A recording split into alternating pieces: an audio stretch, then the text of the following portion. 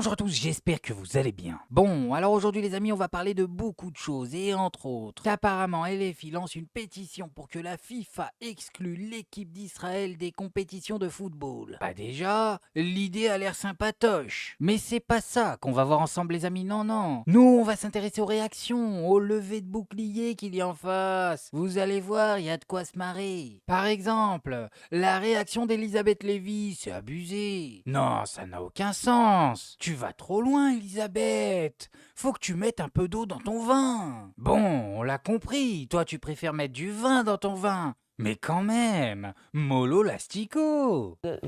Est-ce que vous avez vu que l'équipe israélienne qui raconte un peu comment c'est depuis le 7 octobre, c'est terrible, hein. Vous avez eu des sportifs, vous avez eu une équipe de je sais plus quel truc de ballon, d'un sport un peu bizarroïde, qui était à Belgique, des jeunes, ils ont été enfermés dans leur hôtel. Oui, il y a quelques jours, vous retrouverez le nom du sport. Tu as entendu parler de ça, William? Un sport de ballon, c'est pas un sport de ballon. Vous avez... Mais juste, attends, pardon. Paddle, voilà. C'est le paddle. Voilà. Une raquette. Voilà. Mais pardon, C'est une j'ai sportive. l'impression qu'on sous-estime. Moi, j'ai l'impression qu'on sous-estime l'effet négatif de certaines boissons. Voilà, je ne sais pas pourquoi je dis ça, mais je le dis. Vous savez quoi? Ce n'est jamais le mauvais moment pour rappeler des choses essentielles. Rien à voir avec Elisabeth Lévy, je vous rassure. Mais quand même, confondre le paddle et le football... Réellement le danger de LFI aujourd'hui.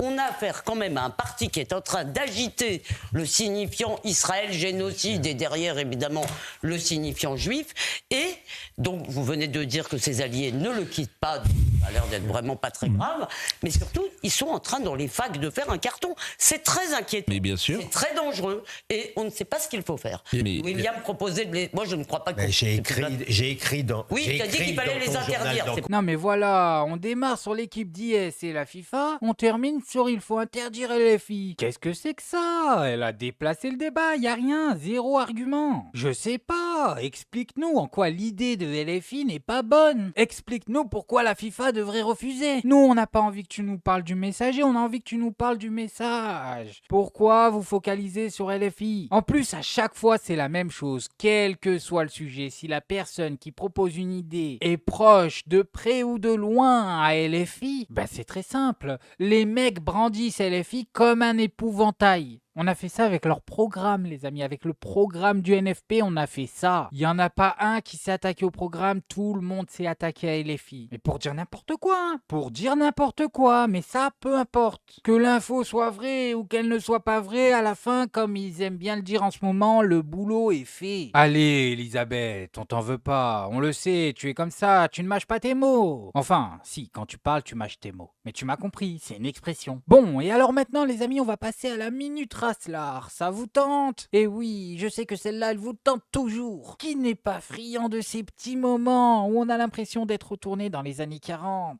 Ah mais ça, c'est cadeau. C'est sur CNews. Sachant qu'il a 35 ans d'avance, entre guillemets, parce que c'est vraiment ça qui se pose à nous aujourd'hui comme question. Si je puis me permettre, en l'écoutant, je me suis dit une chose. Le Pen, c'est la dernière génération de politiques. Parlez bien français. Qui parlaient bien français peut-être, mais qui connaissaient l'islam, en fait. Lui, Chirac, qui connaît grâce à l'Algérie, en fait. Ils ont compris en Algérie ce qui allait se passer. Chirac Bah, qui nous a dit que Il nous l'islam a pas était une fait- religion française 25 Il nous a pas fait profiter. Hein. Je pense que Chirac avait compris et je pense que Chirac a tenu un autre discours. Ah, c'est Mais en tout pire.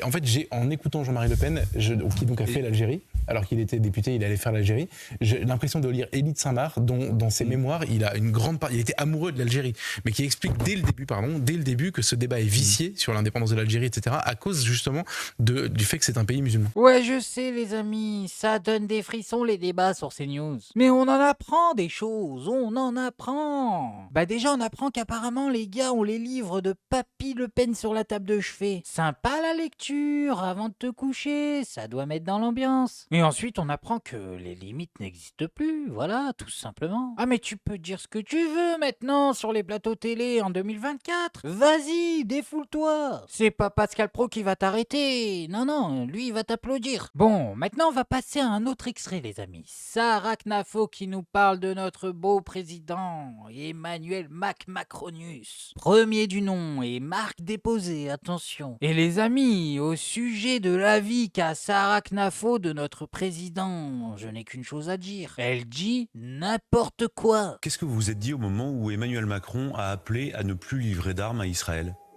Je me suis dit que Emmanuel Macron cédait à la pression chez nous de ce qu'on pourrait appeler sa rue arabe. Vous savez qu'au Quai d'Orsay, le département qui s'occupe du Maghreb et du Moyen-Orient est appelé la rue arabe du Quai d'Orsay. Et je crois que dans nos rues, dans nos banlieues, on a recréé ce moyen de pression qui fait peur jusqu'à l'Élysée. Et ce qui est inquiétant, c'est de se dire que même sur ce plan-là, on a perdu notre souveraineté. Waouh! Attendez, c'est qui a tweeté ça? Ah mais voilà! C'est Sarah Knafo elle-même qui a tweeté ça! Ceci explique cela! Non, parce que j'étais en train de me dire qu'avec la petite musique et tout derrière, j'avais presque envie de chialer. C'est-à-dire que l'État français, son représentant, le chef de l'État, n'est plus souverain quand il se dit que s'il défend Israël, il va avoir ses banlieues qui s'enflamment. Et quand on a le président de la République qui refuse d'aller à une manifestation contre l'antisémitisme, parce qu'un humoriste qui s'appelle Yacine Bellatar, je crois que c'est vous qui l'aviez révélé, le lui déconseille en lui disant si tu luttes contre l'antisémitisme, tu vas mettre le feu aux banlieues.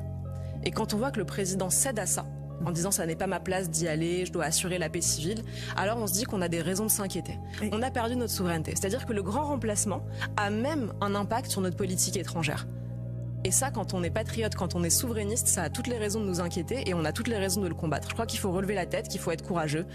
On a l'impression qu'Emmanuel Macron a 2 politiques étrangères parce qu'il a 2 peuples sur son sol en réalité. Bon, alors déjà les amis, sur ce que Yacine Bellatar aurait dit ou non au président, je vais pas vous mentir, la phrase qu'elle nous cite sans le raccourci Mario Kart. Ah oui, je n'ai même pas besoin d'aller vérifier, c'est soit partiellement faux, soit totalement faux, mais il y a quelque chose de faux dans cette histoire. Et pour le profil de Macron, qui se plierait à quoi que ce soit. Et en plus, les quartiers, mais laisse-moi rire, personne ne vote là-bas. On parle de la même personne ou quoi? Non mais elle était là cet été quand Macron nous a tout pris sans rien nous demander. C'est trop, on n'est pas né hier, on l'a vu. Elle nous parle du gars qui a fait passer toutes ses propositions en 49.3, qui a fait passer son gouvernement malgré le vote de ses citoyens. Ce gars-là serait un yes man, un gars qui dit oui. Non, moi j'en peux plus de toi Sarah, tu me fatigues. Bon, ça va, au moins cette fois t'as fait un effort, tu ne nous as pas parlé de l'Algérie. Il y a déjà du mieux, on applaudit. Bon, et alors maintenant les amis, pour terminer, on va se regarder un extrait rapide. Et je n'ai qu'une question à poser. Est-ce qu'on se fout de ma gueule? Du coup, voici la crème Bueno, le produit phare du moment. Voici la nouvelle pâte à tartiner qui fait fureur, la Crema Bueno. Elle est fabriquée dans cette usine de Gournay-en-Bray, à l'origine destinée aux professionnels, mais depuis 2 semaines, les grandes surfaces et les épiceries se l'arrachent, à la plus grande surprise de son créateur. Là, c'est vraiment énorme. J'aurais jamais cru. On a eu un volume de factures là en si peu de temps, mais monstrueux, quoi. Ce qu'on fait en 3 mois, quoi.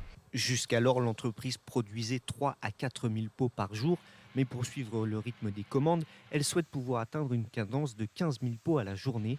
Pour cela, 8 nouveaux employés ont déjà été recrutés. Ok, je vois. La Crema Bueno, les amis. Et j'ai regardé jusqu'à la fin, je ne vais pas vous infliger ça, mais ils ne vont pas le dire. Voilà, ils vont nous expliquer que si cette pâte à tartiner, la Crema Bueno, quelle mystérieuse texture, a cartonné, a explosé, les chiffres de vente ont décollé depuis quelques semaines. C'est parce qu'ils ont une recette fabuleuse. Mais une recette incroyable. Oh, il va nous la vendre avec le cœur, oui. Mais je vous arrête tout de suite. El Morgen, on en parle 2 minutes, on en discute. Allez, ils ont interdit la pâte à tartiner El Morgen aux Algériens pour qu'une autre boîte puisse faire la même et s'en mettre plein les fouines. Mais c'est ce qui s'est passé, Ne me raconte pas de chansons. Ton chiffre de vente a explosé il y a quelques semaines, pas parce que ta recette est fabuleuse, mais rien à voir. Attends, on n'est pas des dindons. Ton chiffre d'affaires a explosé pile au moment où El Morgen n'est plus en rayon. Voilà ce qui s'est passé. Et même pas un mot, les amis. Même pas un petit salut, un petit coucou de loin. Merci, grâce à vous. Rien. Après, t'es pas obligé de le faire, mais là quand même, ils ont fait un reportage sur ta pâte à tartiner. C'est passé sur BFM TV. T'aurais pu faire un petit clin d'œil à El Morgen. Et tu lui dois tout. Arrête avec tes fables sur ta recette. Personne n'y croit. Tu vois pas que tu te ridiculises. Ils sont juste arrivés en force, ils ont créé une demande, on les a enlevés, mais la demande était encore là. Bon, bref, de toute façon, on s'en tape, les amis, c'est de la pâte à tartiner. Et en plus, tant mieux, ça crée de l'emploi, donc tant mieux, je vais pas me plaindre. En tout cas, moi je voulais juste vous montrer ça. Maintenant, faites-vous votre avis tout seul. Faites attention à vous, faites attention à ce que vous regardez. Likez, abonnez-vous et oubliez pas, le petit com qui fait plaisir. Tu es tout gris et tout petit, petit poney, petit poney. Tu gambades dans les prés sans te soucier du temps qui passe, petit poney, petit poney. La nuit qui tombe sur les prés, c'est aussi ça la vie qui passe, petit poney, petit poney.